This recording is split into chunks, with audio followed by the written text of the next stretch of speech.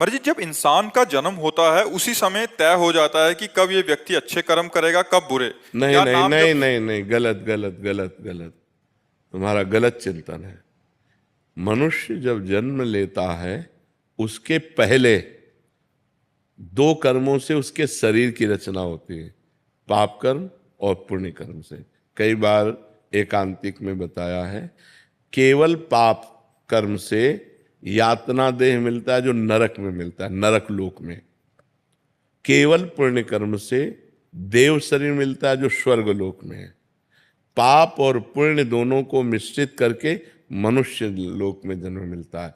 उसका परिणाम होता है समय पर सुख मिलना या दुख मिलना। समय समय पर सुख दुख अनचाहे ढंग से वो अपने आप आएगा। अब पाप कर्म करना और पुण्य कर्म करना, इसकी छूट है तुम्हारे ऊपर। अब तुम प्रारब्ध से प्रेरित होकर पाप कर्म नहीं करोगे, वासना से प्रेरित होकर पाप कर्म करोगे। अब चाहे उपासना कर लो, चाहे वासना से प्रेरित होकर पाप कर्म कर लो, ये तुम्हारे को छूट दी गई है। लेकिन इस शरीर की रचना दो कर्मों से हुई है, उसका भोग पूरे जीवन भोगना पड़ेगा। जैसे हम उपासना कर रहे हैं लेकिन हमारा कोई कर्म बिगड़ा रहा तो दोनों किडनी फेल है। तो अब ये शरीर का कर्म है। पूर्व जन्म के शरीर में जो हमने पाप कर्म किए उससे इस शरीर का निर्माण हुआ, और इस शरीर के माता के गर्भ से ही किडनी में दोष था, वो जो पॉलिसिस्ट किडनी कहते हैं वो वैसे।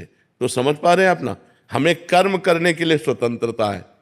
हम पाप कर्म कर सकते हैं या पुण्य कर्म कर सकते हैं। वो प्रारब्ध से नहीं प्रेरित है, वो पहले से निश्चय नहीं है। पहले से निश्चय सुख और दुख, पाप का फल दुख और पुण्य का फल सुख। आप समझ रहे?